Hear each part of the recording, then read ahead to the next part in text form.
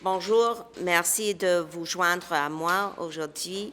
Je voudrais vous offrir une mise à jour sur la situation sécuritaire et cette situation est fluide maintenant au Mexique.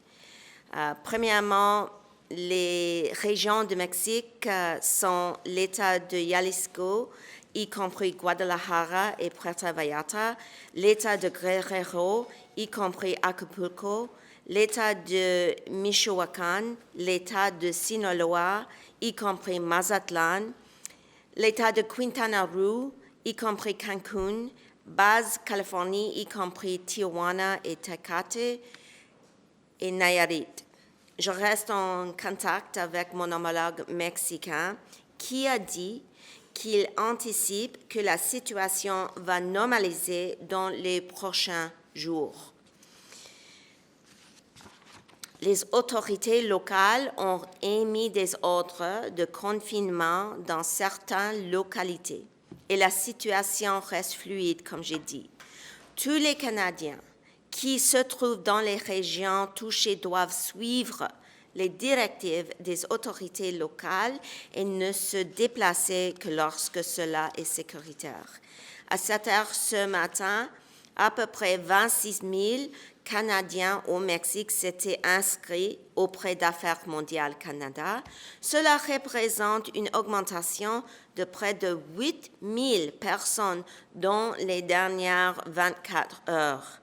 Comme l'inscription est volontaire, nous savons que le nombre réel de Canadiens au Mexique est probablement beaucoup plus élevé. Au cours des dernières 24 heures, le Centre de surveillance et d'intervention d'urgence du Canada a reçu 440 appels de personnes cherchant des informations sur les vols et les avis aux voyageurs. Affaires mondiales Canada renforce ses effectifs afin de faire face à l'augmentation de volume d'appels. Tous les Canadiens qui voyagent à l'étranger sont encouragés à s'inscrire. L'adresse courriel est sos@international.gc.ca. Les Canadiens doivent également suivre les communications des compagnies aériennes pour connaître l'état de leur vol. La sécurité des Canadiens à l'étranger reste notre priorité absolue. Je vous remercie. Est-ce que vous préparez des plans dans l'éventualité où la situation pourrait se détériorer dans les prochains jours? Puis à quel moment vous allez être prêt aussi à contacter les gens qui se sont inscrits auprès de... C'est une bonne question et évidemment, tout le monde veut savoir qu'est-ce qui va passer dans les prochains jours. Mais maintenant, comme j'ai dit, la situation est fluide. Et je suis ici pour vous donner une mise à jour. Ça, c'est une mise à jour qui c'est nécessaire et qui reflète la situation d'aujourd'hui. Demain, et dans les prochaines semaines, on ne sait pas qu'est-ce qui va passer, mais je voudrais être en contact avec vous toujours et de mentionner qu'est-ce qui se passe maintenant dans le terrain, sur le terrain. Mais comme j'ai dit, j'ai parlé avec mon homologue hier soir. Il a dit qu'il pense que la situation va normaliser.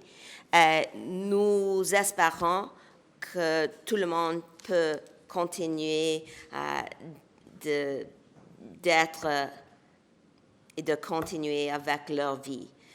Mais c'est différent aujourd'hui et on va suivre la situation très proche. Donc, quel niveau de stabilité ça va prendre? Parce que la présidente dit on va être sous contrôle, mais qu'est-ce que ça va prendre réellement pour qu'on puisse reprendre les vols internationaux, par exemple? Comme j'ai dit, si on